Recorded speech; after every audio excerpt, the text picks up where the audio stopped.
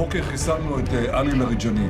עלי לריג'אני זה הבוס של משמרות המהפכה, שזה...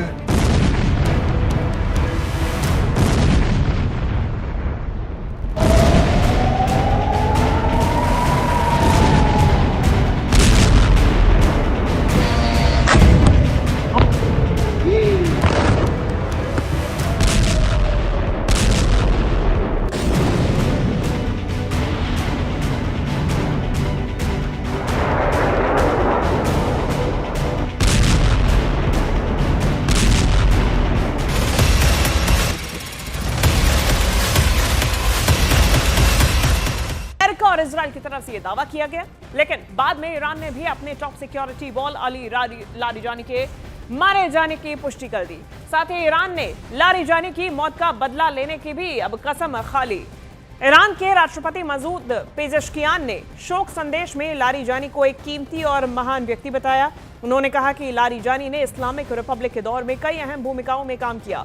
Iran का दावा है कि लारिजानी की हत्या अमेरिका और इजराइल के हमले में हुई और ईरान इसका बदला लेकर रहेगा।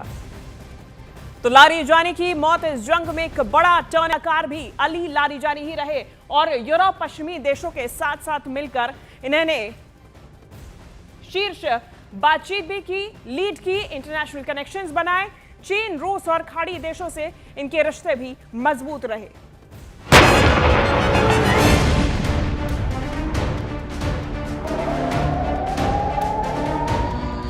अमेरिका और इजराइल के जिस दावे को लेकर दुनिया भर की मीडिया में चर्चा होती रही, उसे अब ईरान ने भी स्वीकार कर लिया है।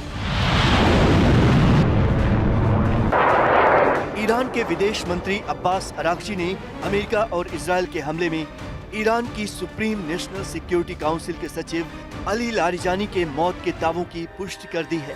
हालांकि उन्होंने ये भी कहा कि लारिजानी की हत्या से ईरान की सरकार को कोई झटका नहीं लगेगा।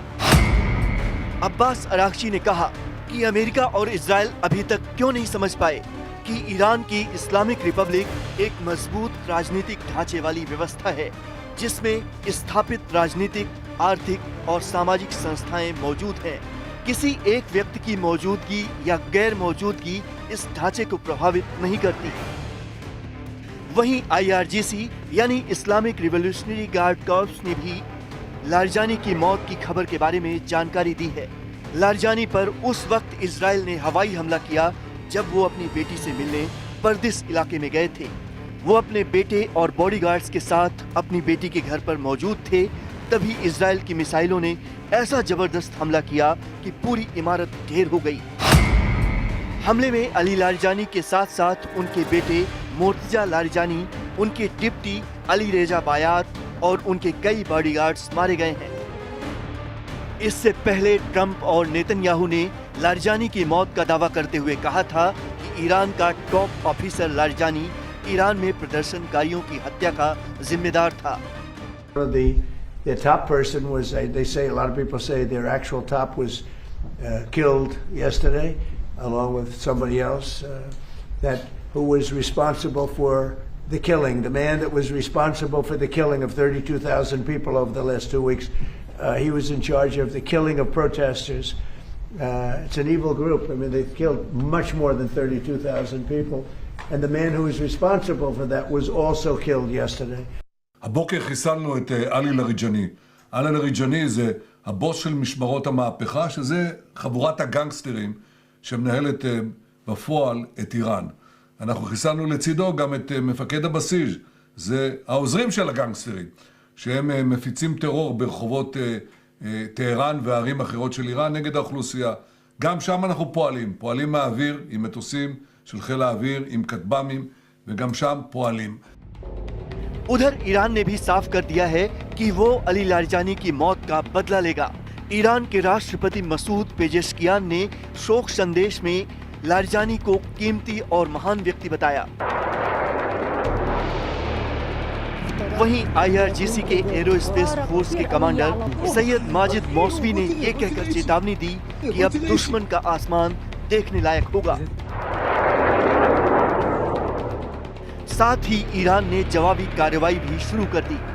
ईरान ने इजराइल पर मिसाइल हमलों की 61वीं लहर चलाने का दावा किया। और कहा कि ये हमला लारिजानी की शहादत का बदला है। ईरान की सेना IRGC का दावा है कि उसके हमले में दुश्मन के 200 से ज्यादा सैनिक ढेर हुए हैं। ये वो नाम है टॉप लीडरशिप जिनको एलिमिनेट किया गया।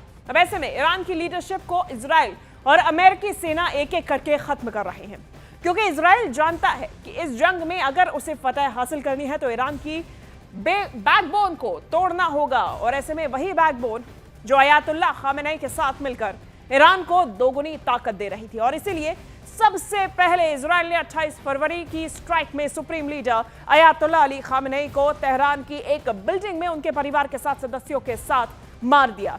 फिर अब उनका आईना कहे जाने वाले अली लारिजानी को भी अब मार डाला। दावा किया जा रहा है कि मोस्तबा भी इजराइल के हमले में जख्मी हो गए हैं और इन्हें अब मॉस्को सर्जरी के लिए भेजा गया, लेकिन वहां भी मोस्तबा के पीछे मोसाद की फौज तैयार है।